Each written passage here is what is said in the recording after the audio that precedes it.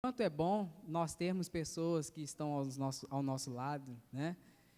E o quanto nós precisamos de valorizar essas coisas, né?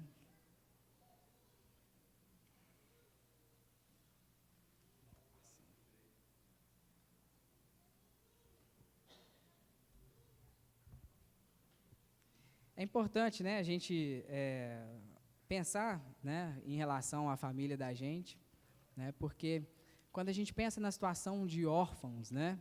E quando nós pensamos em termos alguém próximo da gente, pensar em perder os nossos pais, né? É uma situação complicada, né? Eu sei que a nossa congregação passou por grandes perdas, né? E eu não quero tocar nessa ferida, mas é triste quando nós pensamos em perder as pessoas que nós amamos. Jesus, ele esteve, né, junto com os discípulos, e Deus, ele realmente cuidou de cada um de nós de uma maneira especial com a perda de Jesus, né? É legal, aqui tinha algumas fotos, né, dos meus pais, e o interessante é que o quanto o cuidado dos pais é importante. Uma das coisas que eu estava, né, meditando e vendo em relação... Aí, agora tem a foto deles aí. Então é bom a gente ter os pais da gente, né? Então aqui a gente tem até alguns que já foram, né? E os netos são herança, né, dos pais. Mas é triste quando a gente pensa em órfão. Alguém já teve oportunidade de ir no lar cristão, né? Se não teve oportunidade, ainda vá, para você entender um pouco na pele o que é ser órfão, né? Você não tem o amparo dos seus pais, né? Você não tem mais aquela proteção daquelas pessoas que te deram a vida, né? Isso é muito triste. E eu estava meditando justamente, né, sobre a guerra e como a guerra ela destrói as famílias. Como a guerra lá na Síria, né, ela tem dizimado muitas famílias, tem moído as famílias. E o triste, e também um fato interessante, é que existem muitas crianças órfãos por conta da guerra. Porque os seus pais, eles se agarram à esperança de manter seus filhos vivos. Então, tem um bombardeio na cidade, como vocês podem ver. Eu não quis chocar todo mundo, né, com com imagens que realmente impactam, né? Porque se você pensar um pouco e olhar para o fator da guerra, é algo muito destruidor, né? Essa imagem foi a melhor, né, a menos impactante que eu consegui achar da menininha tristinha, com o fundo todo destruído, né? Mas a guerra, ela mói as pessoas, e os pais, eles morrem protegendo as crianças. Então, na grande maioria, elas sobrevivem e elas vivem órfãs, né? Então, é triste, porque quando a gente pensa nessa guerra, a gente vê o quanto realmente essas pessoas estão moídas. E a primeira coisa que a gente pensa, né, é que as coisas não estão andando conforme a vontade de Deus, né? Eu gosto muito da história do rei Josias, né? Ele foi um dos reis mais jovens, né? Então teve outro rei, o Joás, que reinou, né, com 7 anos de idade, né? Mas eu gosto muito da história de Josias, especialmente. Ele reinou com 8 anos. Então é engraçado, né? Quando a gente pensa, minha filha tem 7 anos, né? E quando a gente pensa uma criança reinando, tendo uma posição tão importante, com apenas 8 anos, né? Qual que é a primeira pensamento que a gente, né, tem? Né? Vai dar errado, não vai? Ó vida, ó céus, né? O que será de nós agora, né? Uma criança reinando. Então, a primeira coisa que realmente nós pensamos é isso, né? Que as coisas vão dar errado, né? Quando Jesus Cristo ele morreu, logo após a sua morte, né, no terceiro dia da sua morte, alguns discípulos estavam andando no caminho de Emaús. E eles estavam andando cabisbaixo, lamentando. Olha, já passou o terceiro dia e Jesus ainda não veio, né? Isso é triste, né, de se pensar, né? Poxa, já é terceiro dia e nada de Jesus. E nós esperávamos que ele fosse nos remir de Israel, é isso que eles falaram, né? Mas olha, gente, Deus, ele não falha nunca. Aponte, né, depois se vocês quiserem escrever, mas aponte um erro que Deus cometeu. Qual o erro que Deus cometeu? Nenhum erro, Deus realmente não falha, né? Ele é perfeito. E nós precisamos de entender, né? Conforme fala lá em Números 23, Deus não é homem para que minta, nem filho do homem para que se arrependa. Porventura, tendo ele prometido, não o fará, ou tendo falado, não cumprirá? Nós, muitas das vezes, colocamos os nossos sentimentos e as nossas situações, né? E reclamamos, né? E julgamos que muitas das situações vão dar errado, porque nós estamos confiando em quem? Em nós. A confiança e as situações estão em nós, mas nós precisamos de confiar em Deus, porque Ele realmente não falha, né? É interessante, Deus está no controle, né? Quem não sabe, aquilo ali é um joystick de PlayStation, né? Eu gosto de jogos. E o interessante é que, se você for um bom jogador, né? Eu gosto particularmente de jogar futebol. E se você estiver controlando bem o seu oponente, né? Seu controlado lá, o seu jogador, você vai ir bem, vai ganhar. Mas se você não tiver alguém por trás ali que está jogando bem, você vai muito mal, né, Diego? Então é interessante porque quando a gente pensa em deixar Deus, o controle de nossas vidas nas mãos de Deus, é algo muito especial. O que Josias fez foi isso, gente. É interessante porque tem uma situação de brincadeira, de diversão, mas quando você deixa que Deus domine a sua vida, que o jogo da sua vida seja Deus na sua vida, né, que Ele realmente tome o melhor rumo para a sua vida, realmente nós não temos o que reclamar, né? Nós precisamos de seguir o plano de Deus, né? Deus, Ele tem um planejamento para cada um de nós, e nós precisamos de seguir esse planejamento, né? Uma situação que Deus Ele deu para cada um de nós, o plano de Deus para todo homem, que todo homem seja salvo. Esse aí é uma imagem, né, que as pessoas desenharam sobre o Jardim do Éden. Esse é o projeto inicial de Deus, e ele continua sendo o projeto ainda de Deus. O homem, né, corrompeu por conta do pecado, né, foi corrompido, e o projeto de Deus não mudou. Deus ainda quer que nós estejamos em harmonia com Ele. Esse é o projeto de Deus, que todo homem tenha contato, tenha intimidade com Deus, viva uma vida dependente de Deus, porque foi isso que aconteceu no Jardim do Éden, não foi? Eles somente tinham Deus, né, tinham um ao outro, mas tinham Deus e tudo que eles precisavam. E o que nós temos? Nós temos, né, uns aos outros, mas nós temos Deus e tudo que nós precisamos. Então, gente, deixa Deus no controle. Mas quais são os planos de Deus? Quais são os planos de Deus para a minha vida, para a sua vida? Então, olha, o primeiro passo é guardar os mandamentos de Deus. Então, o planejamento de Deus, o plano de Deus para cada um de nós é guardar os mandamentos de Deus.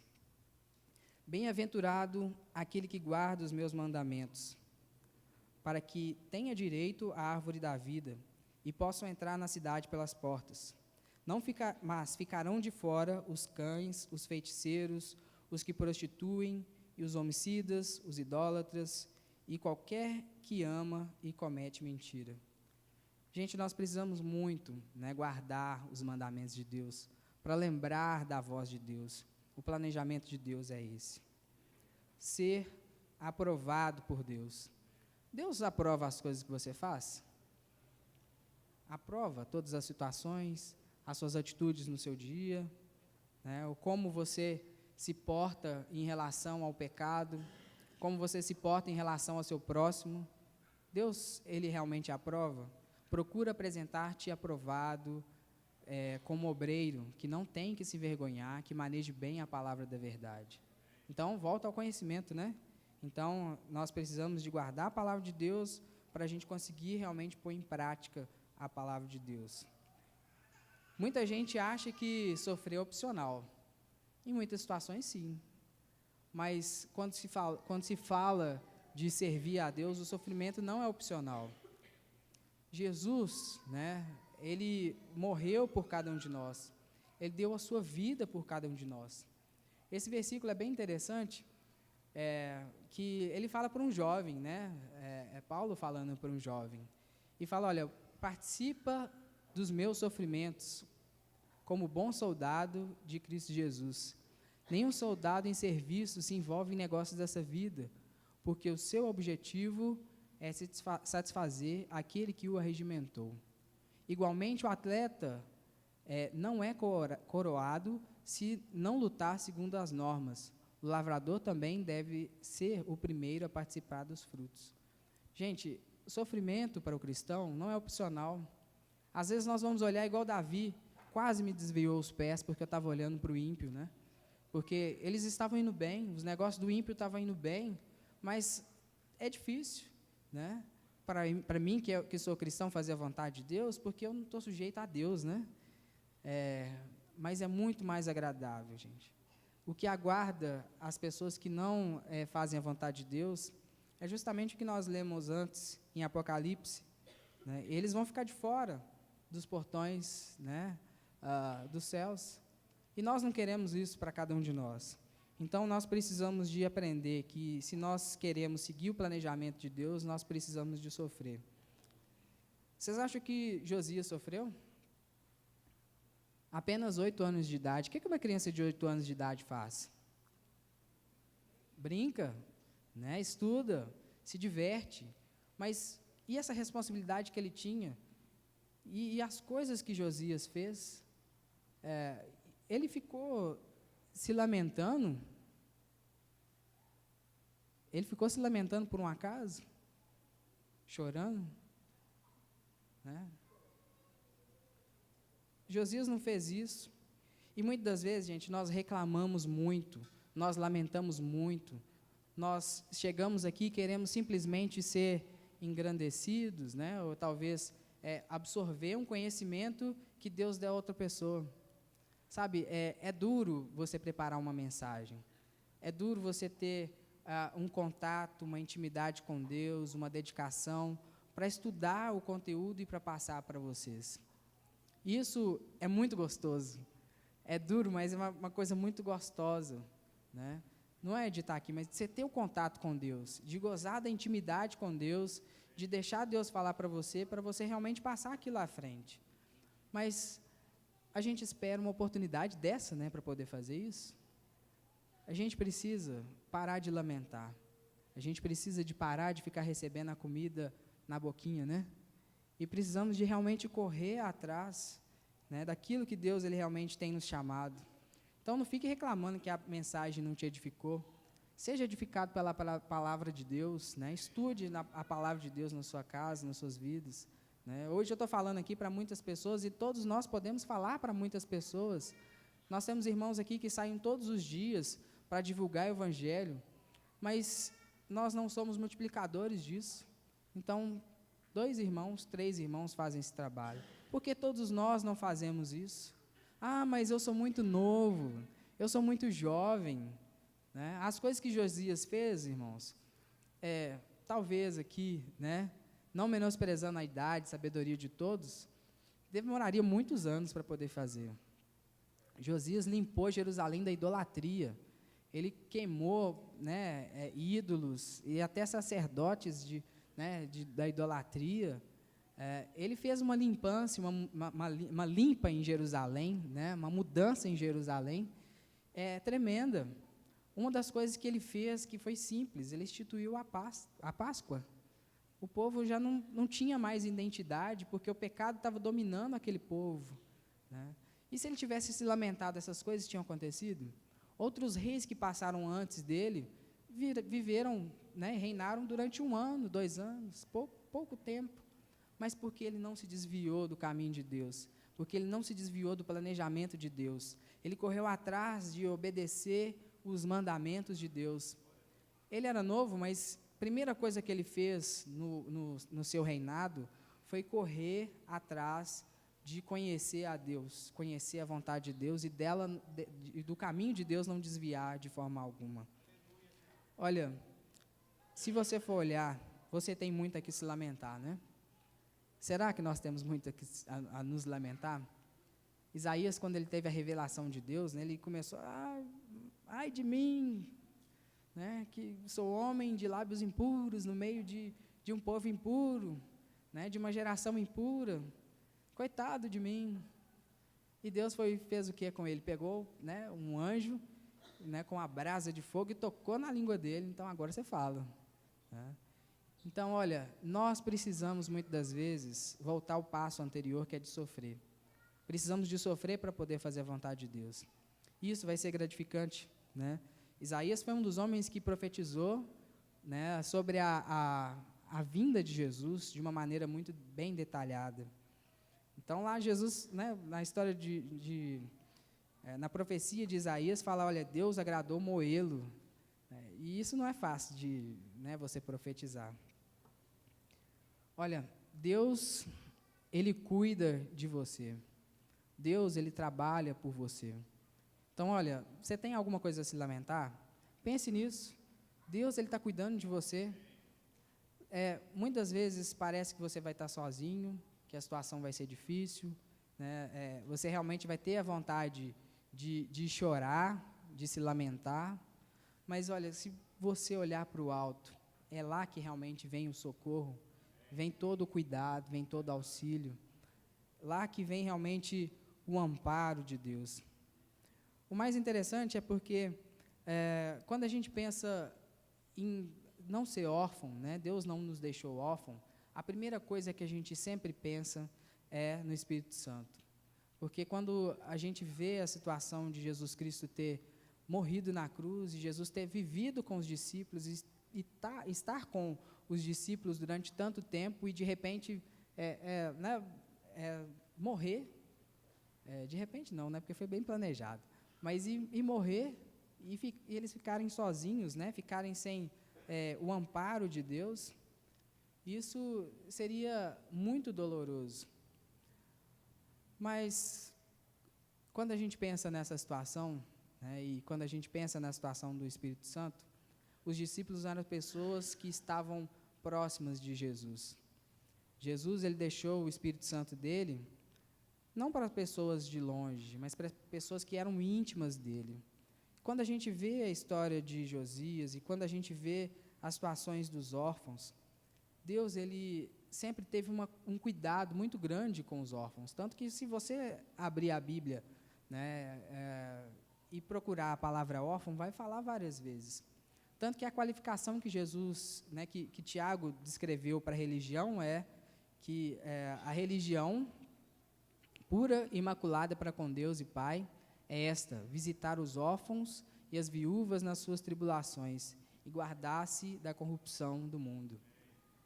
É tão importante, é tão interessante o cuidado que Deus tem para essa palavra órfãos, que Ele definiu a religião como isso, que é a prática, que é o cuidado daquelas pessoas que realmente estão necessitadas, né, que sofreram uma perda, que não tem como se cuidar.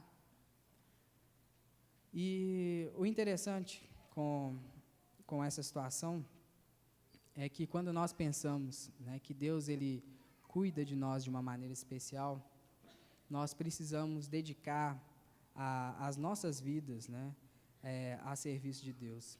Nós precisamos de colocar realmente Deus em primeiro lugar em nossas vidas.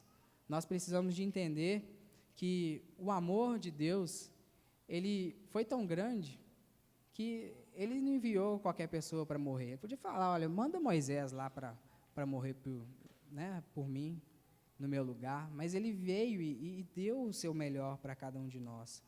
Então, esse cuidado que Deus tem com os órfãos é muito, muito interessante. E requer uma aproximação, sabe? Os discípulos, Deus deixou o Espírito Santo para os discípulos, para as pessoas que estavam próximas dele. Então, não pense, gente, que você vai ser consolado se você não estiver próximo de Deus. Josias, ele fez muita coisa, mesmo sem ter o Espírito Santo de Deus. E tem muitas coisas que vêm antes de ter o Espírito Santo de Deus, porque a gente acha que é igual mágica, né? Nós temos o Espírito Santo de Deus em nossas vidas e todas as coisas vão acontecer. Nós temos parte de Deus em nossas vidas e todas as coisas vão acontecer. Quantas coisas nós precisamos antes de ter em mente, em vista e correr atrás, antes de pensar simplesmente no Espírito Santo? Qual que é o papel do Espírito Santo? é realmente de ser o consolador, é realmente de ser aquele que vai nos ajudar a lembrar. Você lembra de quê? Daquilo que você não sabe? É isso? A gente lembra daquelas coisas que nós aprendemos. Então o Espírito Santo, né, ele vai vir como consolador, como apoiador, para realmente nos ajudar, para nos consolar, né, para nos ajudar a lembrar. Mas, gente, nós precisamos de fazer a nossa parte. Nós precisamos de levantar e fazer alguma coisa diferente. Nós não podemos brincar de cristão, brincar de crente, de vir à igreja todos os domingos, né? Isso é muito bonitinho, né? A gente está aqui todos os domingos, mas Deus chama a gente para uma coisa muito maior, sabe? Cada um de nós podemos multiplicar todas as coisas que Deus tem nos dado. Nós podemos fazer com que a palavra de Deus seja divulgada às outras pessoas e que outras pessoas sejam consoladas por Deus, que outras pessoas tenham a intimidade com Deus, que pessoas sejam purificadas por conta desse contato, desse convívio com Deus. Então, Deus, ele deixou o Espírito Santo de Deus para cada um de nós, que habita em cada um.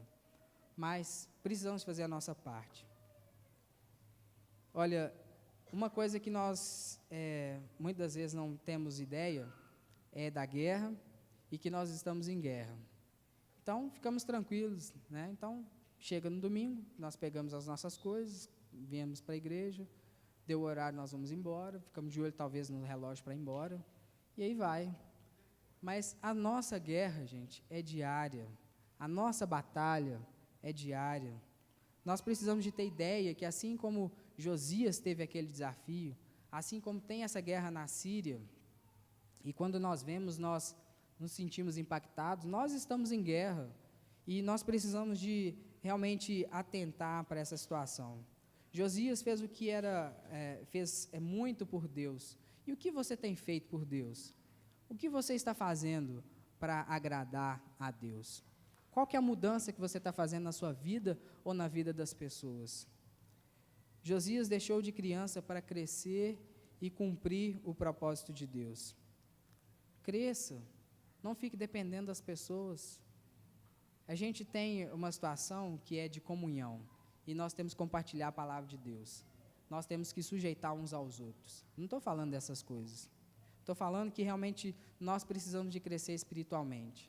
Não depender uns dos outros, mas sermos dependentes de Deus, de deixar Deus no controle. Muitas vezes nós perdemos tempo com as coisas desse mundo e temos que ser consolados, né, porque nós estamos envolvidos com essas coisas do mundo, né? Então, olha, o caminho de Deus é esse: sirva, sofra por mim, me dedique a sua vida em servir e me amar, e eu vou te consolar nesse caminho. Mas olha, a gente escolhe caminhos tortuosos e nós vamos pagar por esses caminhos tortuosos que nós seguimos.